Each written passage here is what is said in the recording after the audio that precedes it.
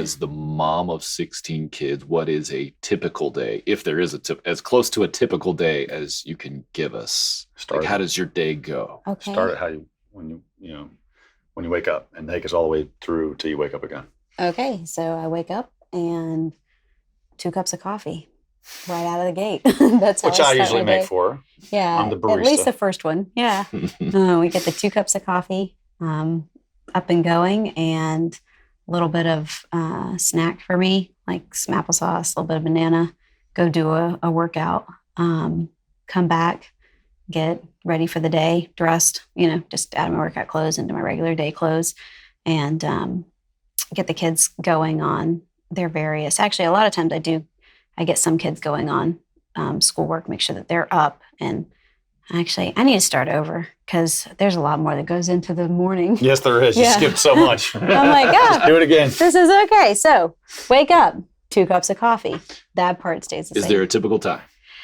I have 6:30ish is usually when my day starting has been all over the place. Like, I've been a 5 a.m. riser before. And for me, it depends on, and sometimes like on the weekend, I could even sleep as late as, 7:30.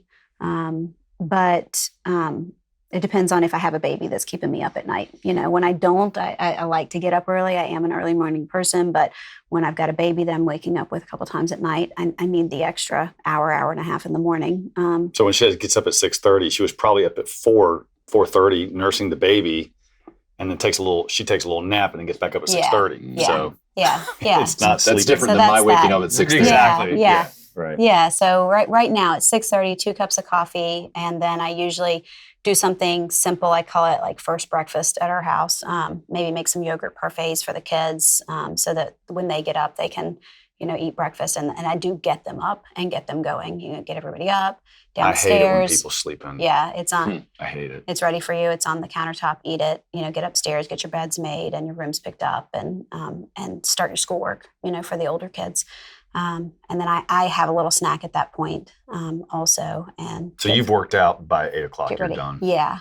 Go get ready, do my workout, come back to the house, get ready for the rest of my day. And then it's just cycling through, making sure that kids are on the different assignments that they have for the week. For school, for the older kids, it's more of a management system because they've got teachers outside of the house. For the younger kids, it's very much a grunt work system. We have another like breakfast, usually more protein rich, something 9 o'clock in the morning. And that's their snack. It's, for me, more of my full breakfast. And I work with the little kids on their school assignments and try to like manage the toddlers, not destroying the house, in between. But often they do, and that's okay. So how did that happen while you were working out? I guess is my question, the toddlers part. The toddlers part, yeah. So they are up and they're eating their breakfast, and the older kids are up and they're getting their beds made, rooms picked up, and starting their assignments. And then one of the older kids will be assigned to, until I get back, you're in charge. And by get back, I just walk over to the detached garage, work out in the garage, and walk back to the main house. I'm there. I'm just walking across the driveway. So, but she won't work out with me. No. I can't get her to work out with me. Well, my entire day is with other people. It's spent with other people. Like every minute of my day is spent, every minute of my evening is spent. I'm woken up at night and spending time with other people. This is the only 30 to 45 minutes that I'm going to get by myself in a 24-hour period. Yeah. And I'm selfish about it. I want it for myself, So I think it'd be cool, but it's not happening. Yeah, I like having that time to myself. And when she's doing P90X3 and doing like the punches and kicks for MMX. Everybody makes fun of me. That's awesome. It's so funny. Makes fun Especially when she's got a big eight month belly. She's this huge belly and she's doing side kicks and uppercuts. It's awesome. Look, if I could film it, I'm going to sneak it like through the window. We'll put it all over social YouTube media. sensation. Yeah. It would be awesome. She's going to love that. It's embarrassing. Sorry. Thank you for that. Yeah, that's awesome. So we do that. And then there's a lot of schoolwork that happens in the morning time. Noon is lunch. Get the 2-year-old down for her nap. Baby is only 3 months old. She naps when she naps. She's awake when she's awake. She's always, kind of near me or with me. If I happen to be able to get her down for a really good nap, put the camera on her, and then I'm just more available, to my other kids while she's taking a good nap. And she does usually take a good morning nap. That's pretty solid. So that's good. 2-year-old naps at 12, eat lunch, clean up, finish whatever we need to do for school. You kind of have 3 segments of chores with the kids. Like we try breakfast, to get lunch, and dinner. Yeah. So I just have them get on their chores after breakfast, after lunch, after dinner. And otherwise it just piles up. Yeah. So, and that just looks like, doing the dishes, loading the dishwasher, cleaning off the countertops, picking up the floors if there's a big mess on the floor, like if we happen to have something, where the little kids dropped a lot of, sweep it up, and pick up the living room because we've usually had a lot of people in there doing various things, and they leave their school book or they leave, so everybody pick up the living room, just kind of reset at least the downstairs of our house. After breakfast, after lunch, and after dinner every day. Is that a mental thing as much as a physical thing for you guys that, okay, things are back in manageable or back in order? So for me it is. For him, he can work no problem through the chaos, which has actually been a huge blessing for me as the mom, because if he walks in at the door at night and the house is in total disarray, it's like he doesn't even notice it. Okay. So I don't have pressure on me to like get this done before Dad gets home. Right. You don't have that pressure. Yeah, I don't have that pressure. Yeah, that's been a big blessing. But for me, I have a really hard time focusing on the things that I should be focusing on when I have these external messes around me. Like, because I'm looking at the countertop and I'm like, there's like 50 dishes on the countertop and I can't, and I know that that's something that's going to have to be done. And it just stays on my mental to-do list and really taxes me staying on that list versus if we just get it off, I'm freed from that off of my mental to-do list is where I need it the most free. It's beyond just seeing it. I just need to not think about it anymore. Thinking about things when you don't want to, definition of stress, right? So when I'm thinking about those dishes, I really don't want to be thinking about the dishes. And the only way for me to get rid of thinking about the dishes, because I'm not a holier person who can just compartmentalize that, is to just get the dishes done and move along. So, so the chores happen. Afternoon, we're usually done with schoolwork by 2:00. And then we spend time playing fun, like having fun. I spend time watching the kids. I sit on my front porch a lot as they ride their bikes and their scooters and play in the leaves and play front yard baseball. And, my kids spend a lot of time outside. So 2:00 and on, unless it's really cold, we're usually outside together. And I'm in and out. My girls and I like to have tea together in the afternoon. So we make tea. They got these nice little tea sets. Yeah. Like really nice things. It's my grandmother's teacup collection. So, they're antiques, but they don't do a lot of good on the shelf. Like, but it does a lot of good. Like my girls have formed those memories now of having tea time. Tea time. We have afternoon tea time, and the boys really want in on the tea time, especially if we happen to have sugar cubes available for the tea, So sometimes it's cute. It's a cute little habit. Sometimes we let them edge in, and I think we picked it up. She probably picked it up from Downton Abbey. Right. No, who I picked it up from?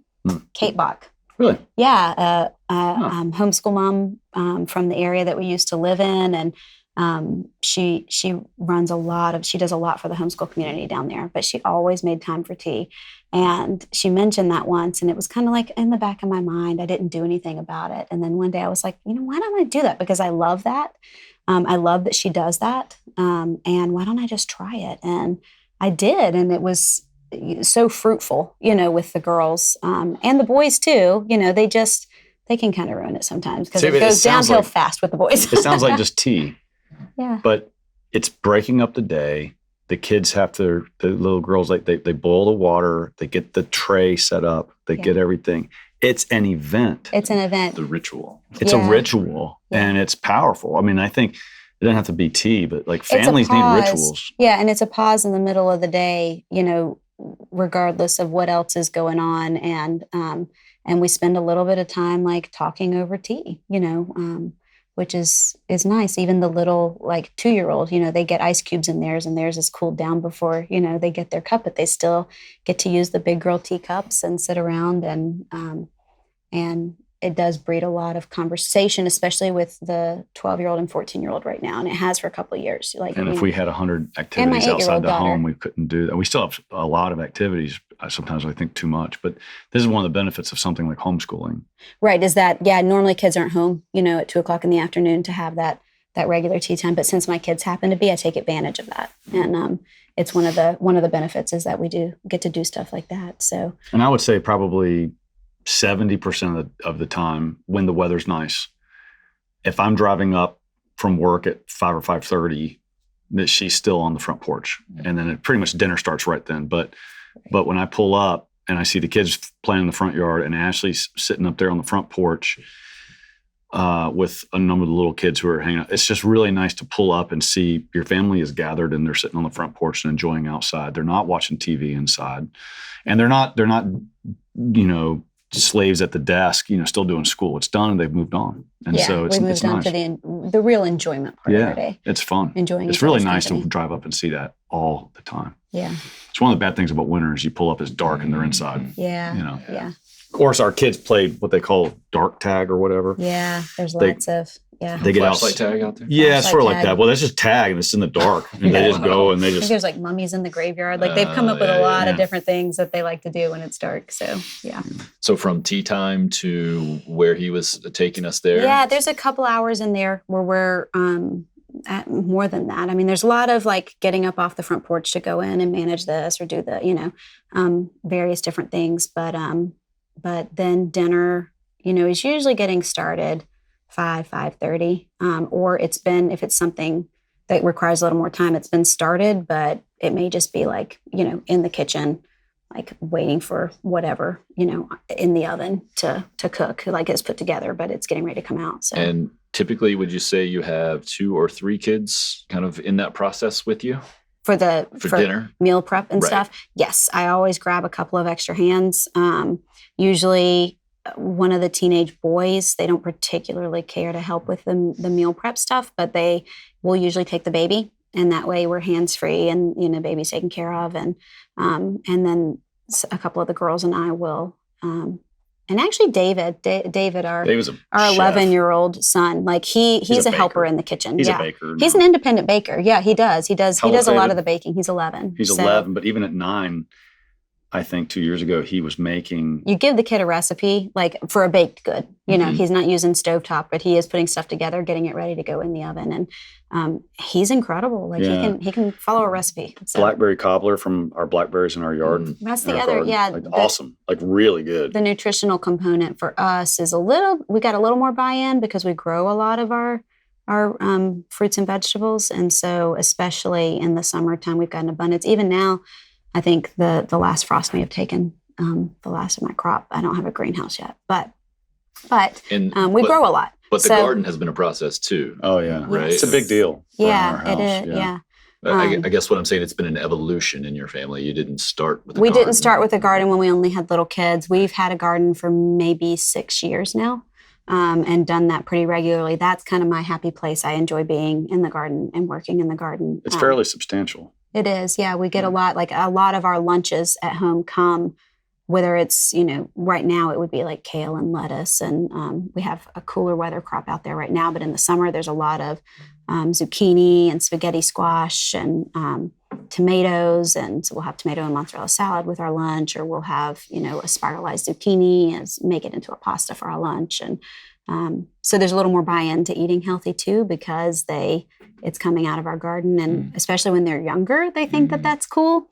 And that kind of forms those good eating habits. So when they're older and it's not cool anymore, it's still what they're used to. Right. So, yeah.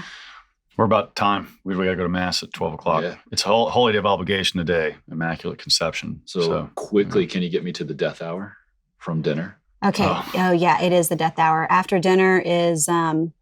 everybody's got to do their chores, pick up evening chores. I hate it. Yeah. And then also, right now I'm dealing with fussy newborn time because she's pretty fussy after dinner, and then trying to get her down for the night. But having people do their chores and then having people redo their chores when they're not done the right way the first time. Get pajamas on. Little kids go to bed. Older kids stay up. They might watch something with Conor. They might play a board game together and spend time in that way. I usually have the baby back in my room trying to get her, just in a quiet area to get her down for the night. And she's usually, it takes a while. It takes a good couple hours, like maybe 9:30 is when she's down for the first stint, and then up A couple times a night, maybe twice. But that's a nice during the time for night. me to spend time with the older kids. Yeah. Yeah. So, she's out, but I'm in. It's kind of good. And the kids kind of float in and out of the room while I'm like, I need it quiet in here, but try not to like be too harsh about, okay, I'm going to visit with you for a while, but it's really, you got to go because I want to get the baby to bed. So. And then her evening or night stinks because the babies wake up. It really doesn't stink. Like I sleep much better now than I used to. When I was a young mom, I wasn't very good at, doing the nighttime feeding thing, but I've gotten much better at it. I can go back to sleep really fast and I don't wake up feeling exhausted like I used to. You get better at stuff, like more experience you get. So it's one of the things I've gotten better at is learning how to sleep with a newborn. So yeah. That's the 24 hours. And then wake up the next morning and start it again. It is a full and complete 24 hours. Yeah. But with lots of, periods for like, I feel like that afternoon tea time is kind of like a reset, little peaceful break in the middle of the day. So. It's a joyful home. It's a joyful 24 hours with bumps and bruises, but it's good.